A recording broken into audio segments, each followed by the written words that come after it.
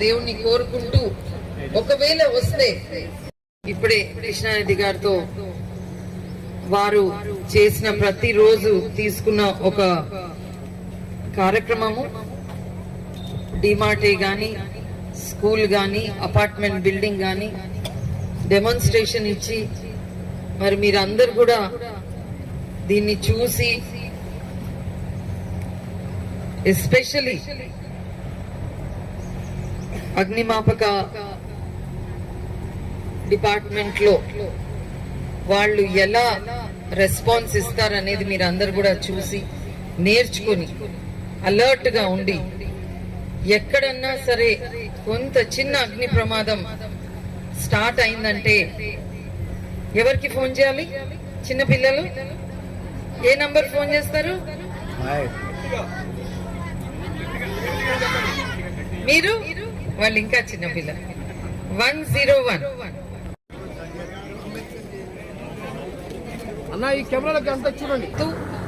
మరి ఈ 99 రోజులు మనం ఏదైతే ప్రోగ్రామ్ తీసుకున్నామో అందులో ఒక రోజు అన్ని ఇండ్లు క్లీన్ చేయమని కూడా ఉంది. మనకి అన్ని పాత సామాన్ పెట్టుకుంటారు. అది దయచేసి గృహిణులకి, మరి ఇక్కడ ఉన్న పెద్దవాళ్ళు కౌన్సిలర్స్ కూడా ఉన్నారు, మన వార్డ్స్ లో ప్రతి ఇంటి నుంచి ఆ ఎక్స్ట్రా చెత్త మనం అనుకుంటాం ఇది ఎప్పుడో పనికొస్తుందని, అది తుప్పు పట్టిపోతుంది.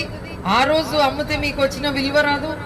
ఓ 5 ఏళ్ళు అయినాక చూస్తే అది ఇంకా ఖరాబ్ అయ్యి ఏదన్నా, జనరలీ ఫైర్ యాక్సిడెంట్స్ నాకు తెలిసి మనం పండుకున్నప్పుడు మనకు తెలియకుండా షార్ట్ సర్క్యూట్ ఎక్కడైతే అవుతుందో మన ఎలక్ట్రికల్ ప్యానెల్, అక్కడ నుంచి మొదలయ్యి ఒకవేళ మనకు తెలియకుండా ఇలాంటి వస్తువులు ఇంటి నిండను ఉంటే మాత్రము చాలా ప్రమాదం. అది దయచేసి మీరందరూ కూడా మీ ఇళ్లలో మీ అటకలు కానీ, బయట చజ్జాల మీద పెట్టే వస్తువులు కానీ ఒకసారి మీరు ఇక్కడ రాసుకున్నారు, రెస్పాన్సిబుల్ సిటిజన్స్ మీరు తీసుకొని మన ప్రాంతం, మీరు ఒక్క ఇంట్లో ఫైర్ అయితే మీరు ఒక్కరికి ఎఫెక్ట్ కాదు, అందరికి ఎఫెక్ట్ అవుతుంది.